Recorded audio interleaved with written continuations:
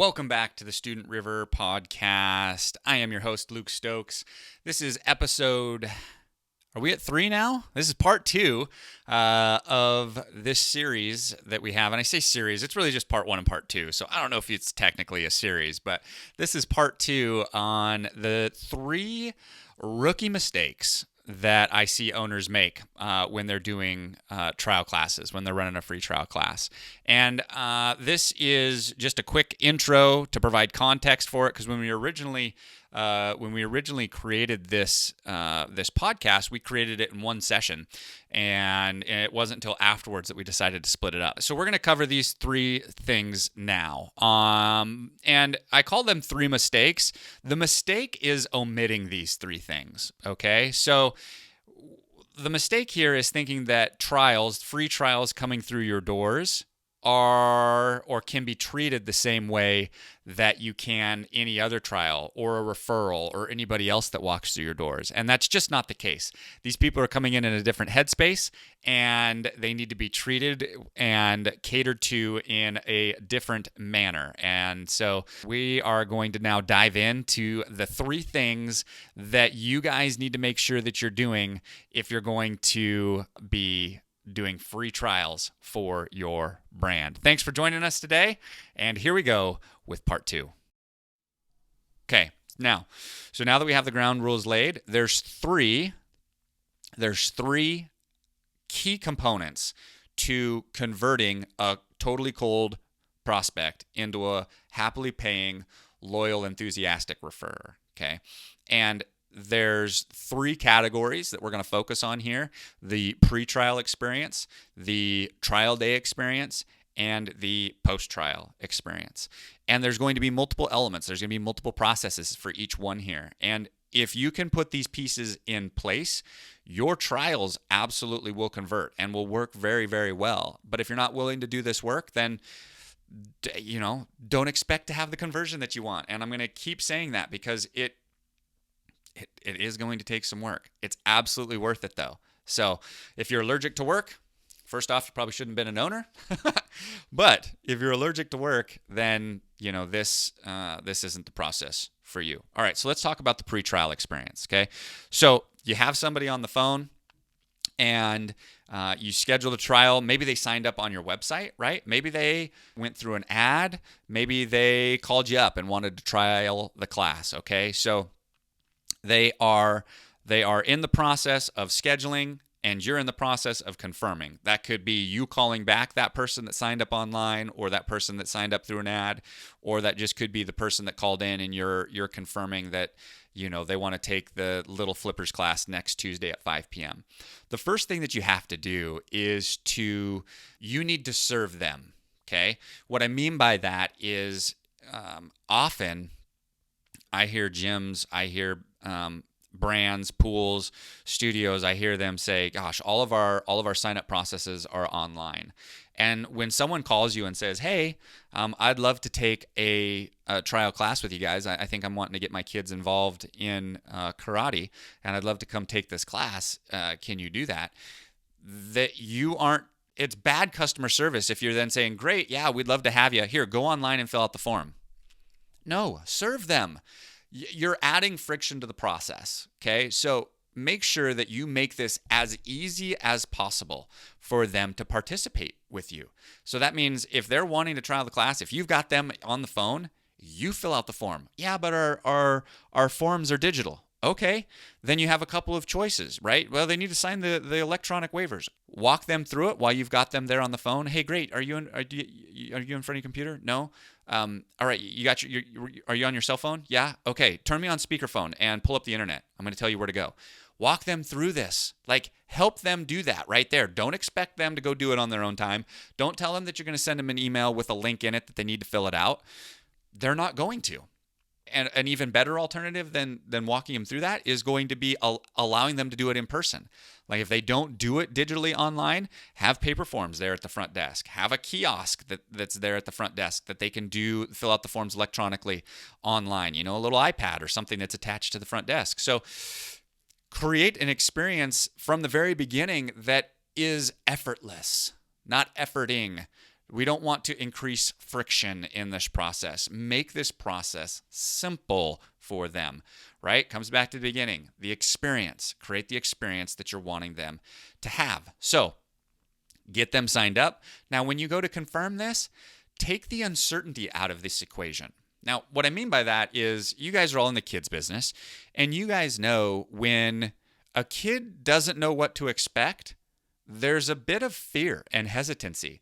If they don't know, am I going to like the class? Is it going to be difficult? Am I going to like any of the people? Is this going to be fun? They are not as enthusiastic to participate. They're reserved. They're hesitant. But the moment that they, on their second class, right, the moment that they know how things are going to go, where they're going to go, where their classroom is, who their instructor is going to be, where they're going to stand, they become excited about it, right? And so make sure that you're taking the uncertainty out of it, though, not just for the kids, but for the parents. Us parents, there's a bit of uncertainty in that as well, meaning where am I going to park? How's traffic going to be? Is the place going to be easy to find? Am I going to have a place to sit? Am I going to have Wi-Fi? There's so much uncertainty. So make sure that you remove any barrier there could be to making this process happen.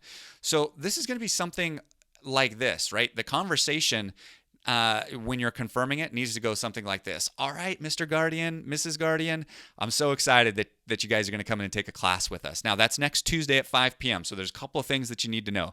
5 p.m. around here, super crazy, okay? So just know that the parking lot up front is going to be really full. So what you're going to want to do is you're going to want to go around to the side towards the Waffle House when you get there. You're going to see lots of parking over there, and it's going to be easier for you to unload your family. Now come around to the front doors, and when you come through, you're going to see a big blue desk. I'm going to be standing there with a red shirt on. I'm going to have a big smile on my face, waving at you. Show up 10 minutes early. You're going to have a little bit of paperwork to do. And then also, hey, make sure you get the Wi-Fi password from me. Remind me when you get in. You're going to want that so that you can, update your social media while you're sitting there watching your little. And the viewing area is great. It is upstairs, though. Is that going to be a problem for you? Is stairs okay? No, that's okay. All right, perfect. And if it is, then, great, no problem. We'll set up a little viewing chair for you downstairs. That's not going to be an issue. And create what are they going to experience when they walk through your doors? Tell them, lead them down this process. Tell them how to prepare their kid. Now, the class is going to be 45 minutes, so make sure your daughter's got a water bottle. She's going to want that. Now, only water on the floor. We don't do, we don't do sports drinks or anything like that, because if it spills, it makes it sticky, right? Tell them not just what the rules are, but why the rules are that way, and they'll be way more conducive to complying, right? We want to make sure that they show up, no jewelry, so no earrings or necklaces, and here's why, right? And your daughter's going to want to be wearing this, and so on and so forth. So remove all the uncertainty. Make this process something that is so simple for them to experience, and you lay it all out for them so that they are excited and there's no confusion or any possible how's this going to work? Tell them, take them by the hand, create the experience.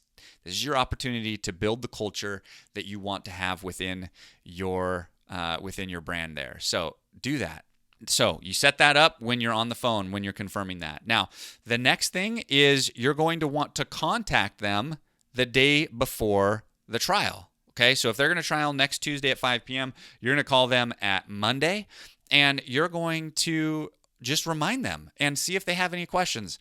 Now, I don't know if you're going to reach them. If you call them, probably not. You're probably going to have to leave a voicemail. So I also recommend, sending a text message or an email, although emails can easily get overlooked. Not everybody checks their email every day, and even those sometimes land in the spam filter. So I don't like email at this stage, but a phone call or a text message works great.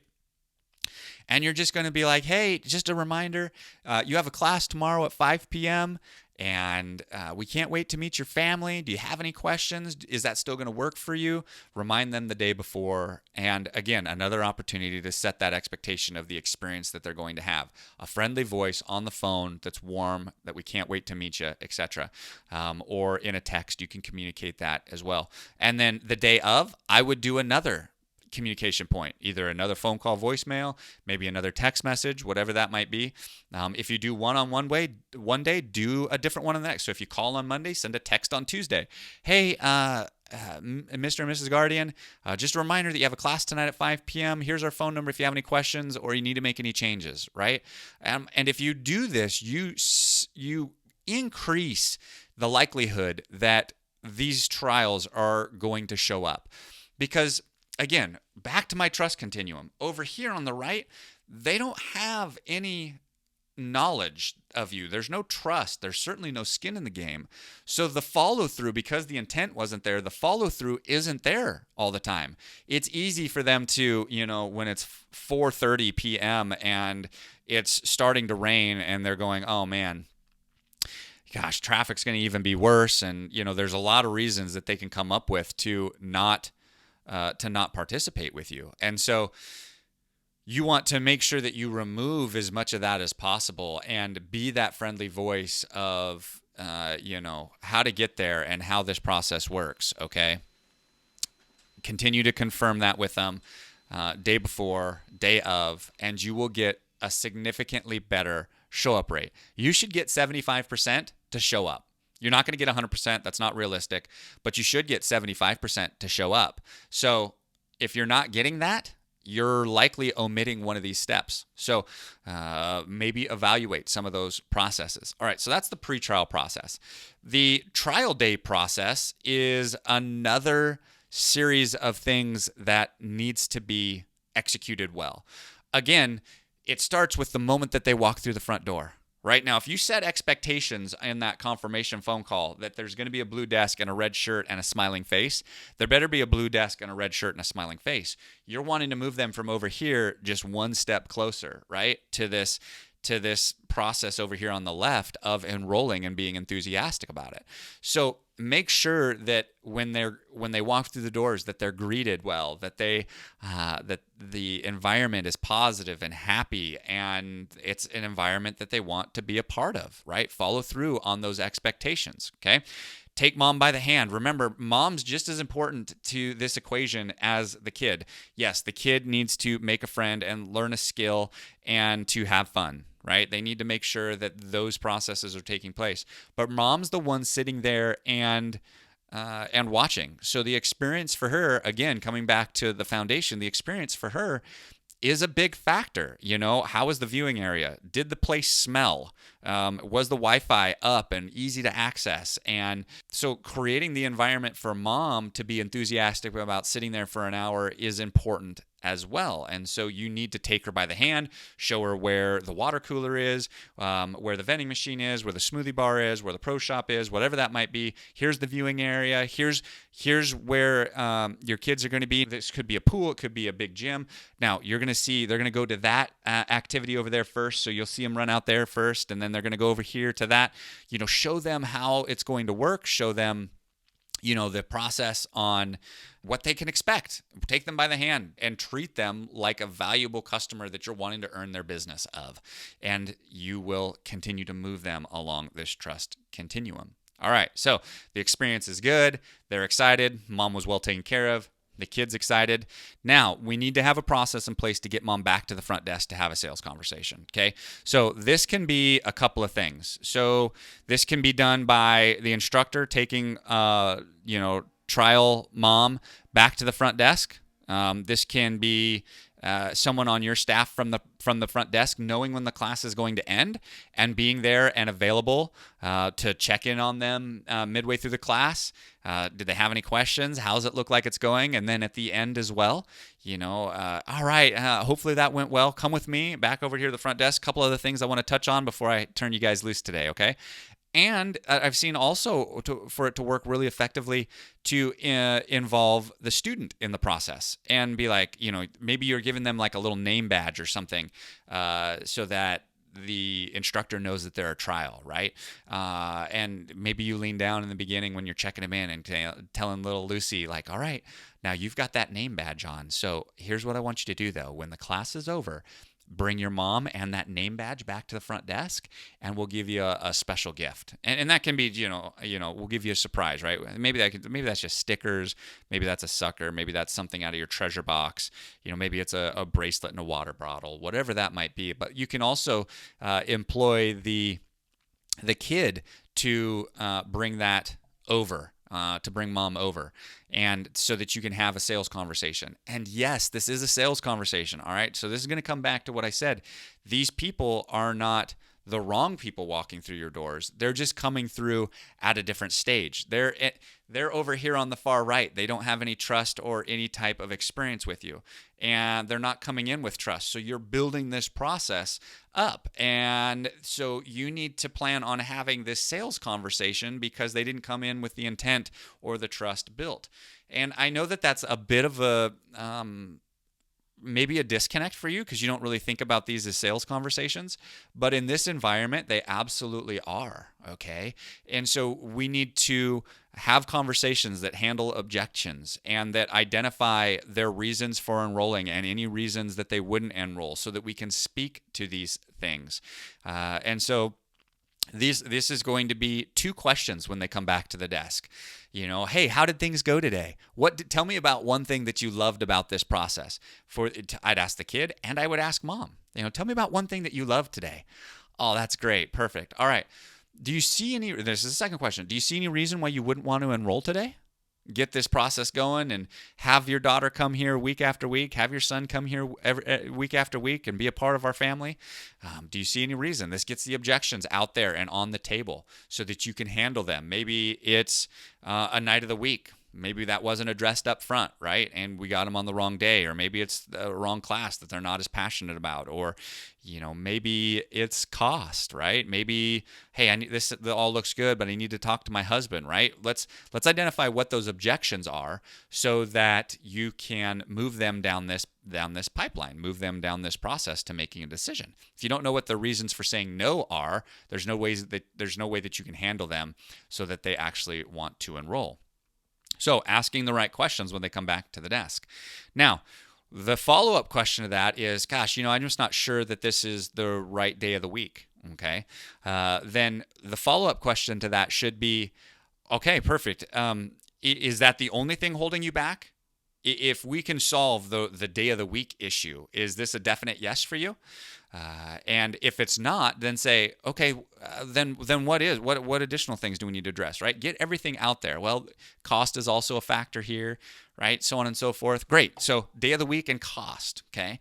Now, if we can solve both day of the week and cost, is there any other reason that would prevent you from coming through these doors each week and being a part of our family?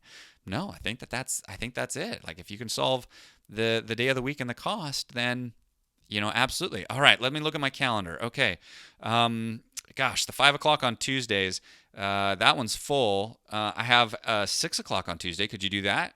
No, it would really need to be that 5 o'clock on Tuesday. Okay. 5 o'clock on Tuesday. I have another class going on at 5 o'clock. It's the tumbling instead of the gymnastics. Well, I don't know. What's that about? Well, do you want to come trial that tumbling class next week and experience that? Yeah, that would be great. We'd love to do that, right? Coming back to trialing the class that they're going to enroll in. Perfect. Now, the cost is a factor. Okay, great. I would have an incentive that gets them to enroll today. Give them a reason to take action now. Cost is always going to be a factor. So it's always a part of the conversation, even if it's not brought up. So having a reason for them to enroll today is important.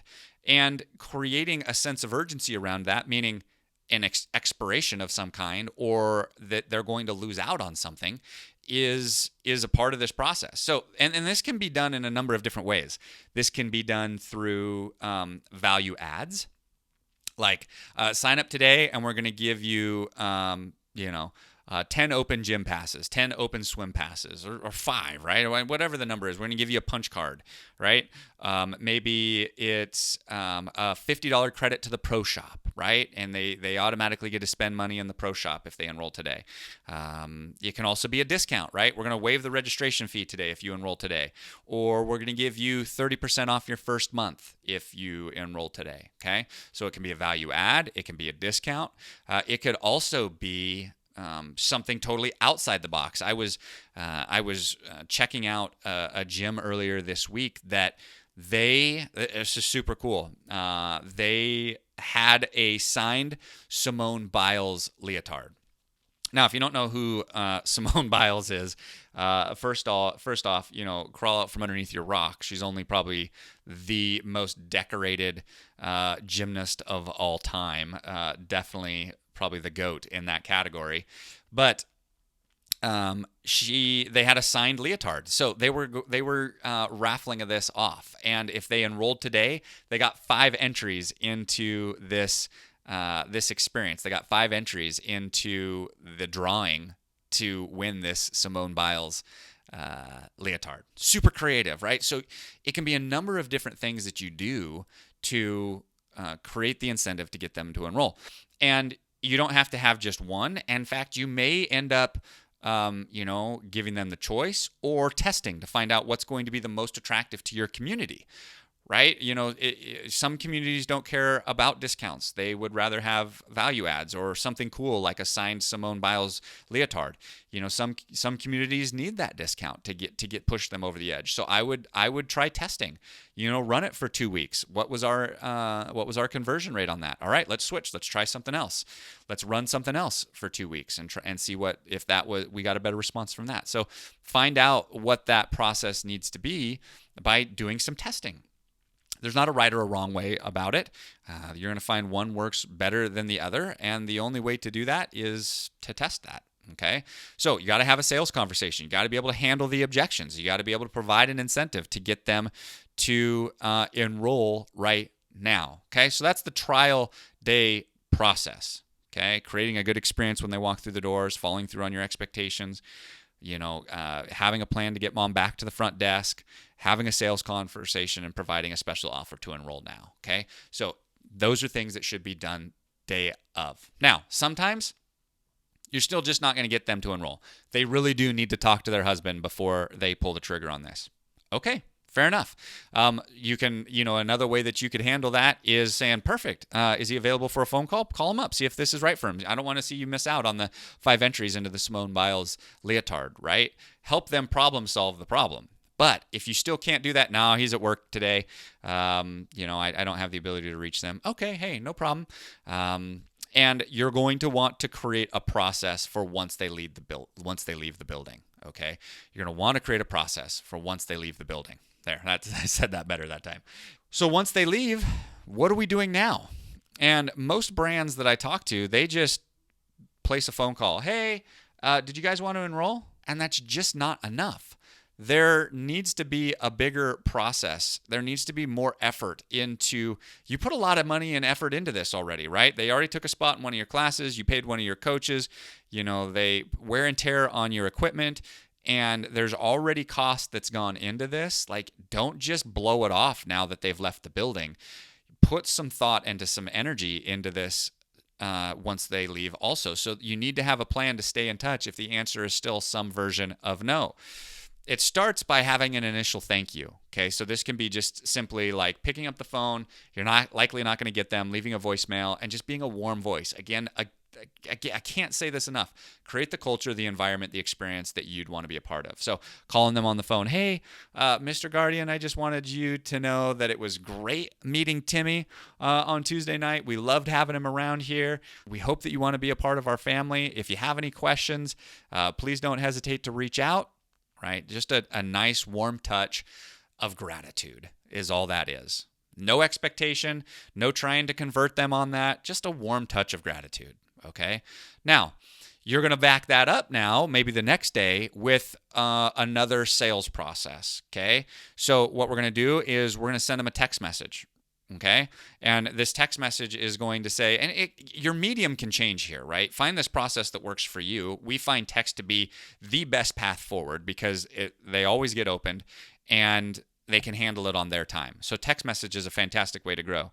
And so if you're not using this, there's lots of services out there. I'm not going to get into who they are. There's lots of services out there that can help you manage. Okay, so you're going to send them a text message and you're going to say, Hey, just wanted to say again, thanks for coming in yesterday. It was great or this week, right? Whatever timeline that is. Thanks for coming in this week. It was great to meet your family. I hope you guys enjoyed the class. Just want you to know that you're going to get a special offer in your email tomorrow. Okay, so we're setting the expectation up for tomorrow. The next day after that, you're going to send them an email. And it's, hey, thanks for coming in. We loved meeting your family. Again, continue to produce that culture that you want everybody to be a part of, that you're wanting to put out there. And you extend them a special offer. Now, that can be extending them the same offer. Like, we just wanted you to know that we decided to extend that offer for another 7 days. You wanted to go home and talk about it with your husband. I totally get that. My family would operate the same way. And so I talked to the manager, I talked to the owner, and they were willing to extend that to you for a week. Maybe it's something different. Maybe instead of 5 entries into the Simone Biles leotard, it's 3, right? It's a downgrade. Maybe instead of a $50 discount or credit to the pro shop, maybe it's a $30 credit to the pro shop, right? You can do whatever you feel is appropriate, but provide another incentive, another layer of incentive to get them to enroll. And just wanted you to know this is only going to be available for the next 7 days or whatever that might be, okay? And then you're going to let it rest for a few days as they process that. Then the day before that it would expire, you're going to send them another email. Hey, just wanted to remind you that tomorrow that special offer is going to expire. I didn't want that to slip your mind. I know how easy it is as a busy family to let those things get overlooked. So I just wanted to make sure I drop this here in your email inbox. If you have any questions or you have any concerns, please let us know. By the way, if you choose not to enroll, we'd love to know that as well so that we can make sure that we're doing everything that we can for our community. So please, if you choose not to, we want to know that too, and if you're willing to share with us why that might be. Okay, so you're reminding them that that's about to expire, and then on the final day, I would send them another text message. Hey, by the way, just want to remind you that that special offer expires tonight. When our office is closed, here's our phone number. Get your little involved, get them enrolled, and we'll make sure we get those entries into the drawing for the Simone Biles leotard, right? Whatever that might be, okay? But create the process that's simple, right? A text message where all they have to do is click the button and call you, right? Whatever that might be, create this.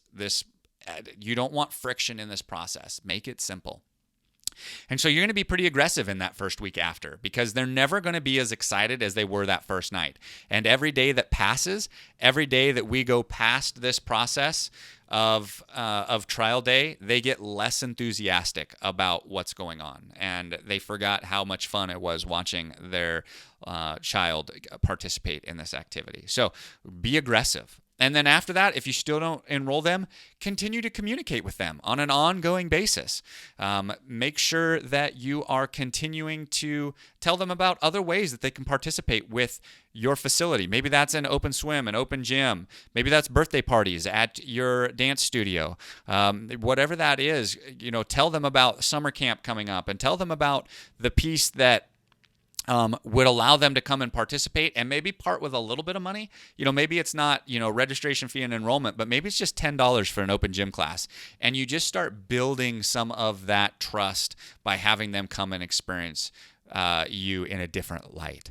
And so continuing to nurture that over the next 6 months, 12 months, sending them at minimum an email a week, telling them about how they can participate, updates, what's going on. Hey, by the way, this Friday night's Parents' Night Out. It's special Halloween themed.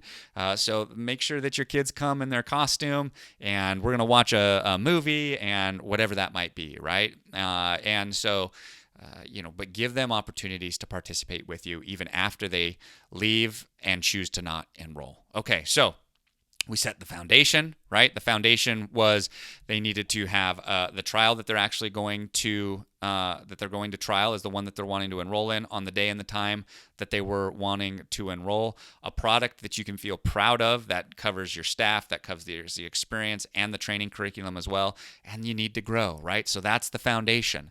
You have a pre-trial process. Create the culture from the moment of that conversation. Remove the uncertainty.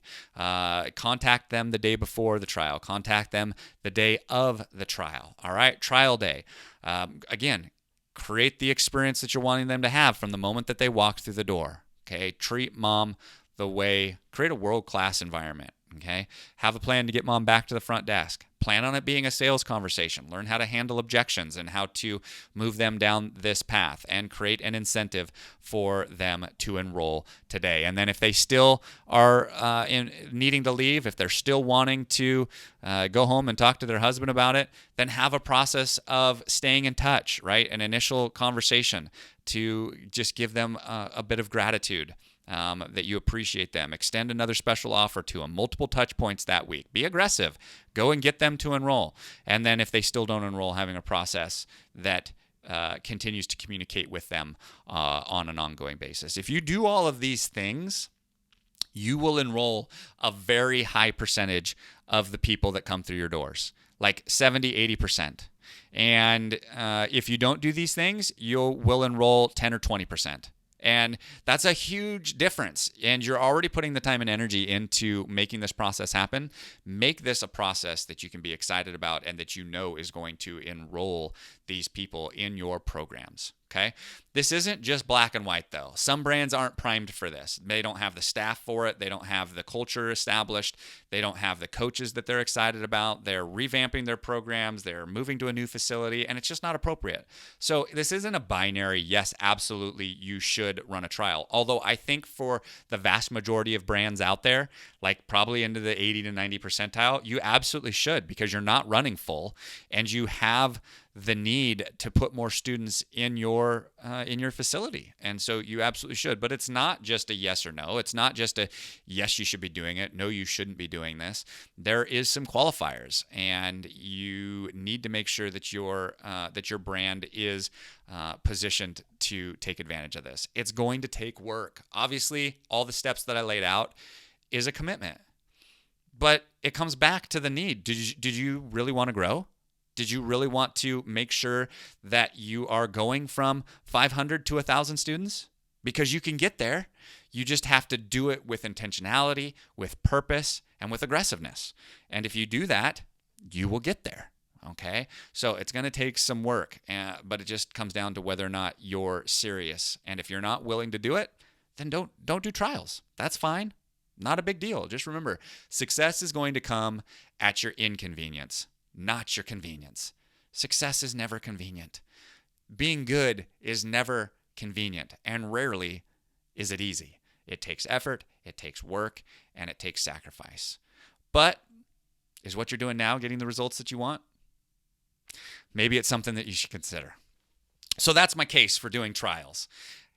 Hopefully you've learned something today. Hopefully you've identified some things that if you want to do trials, or you've done them in the past and you just want to make sure that you're doing the best job you can, or you did it and you didn't get the results that you wanted. Hopefully you saw some stuff today, heard some stuff today that made you think and made you go, oh, you know what? That makes a lot of sense.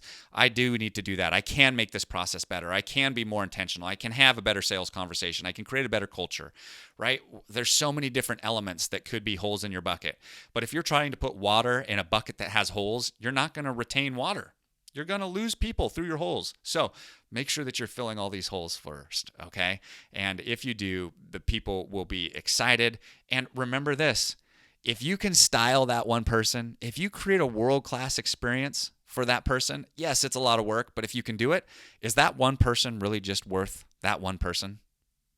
No, moms know moms. And if they are enthusiastic about your program and your environment, and you make her kids feel good, and you make them feel good being there, and they're learning not just, the skills of the activity, but they're learning leadership and communication and discipline and stuff that matters to development for these kids, they're absolutely going to tell their neighbors and their sisters and their church group and their PTA.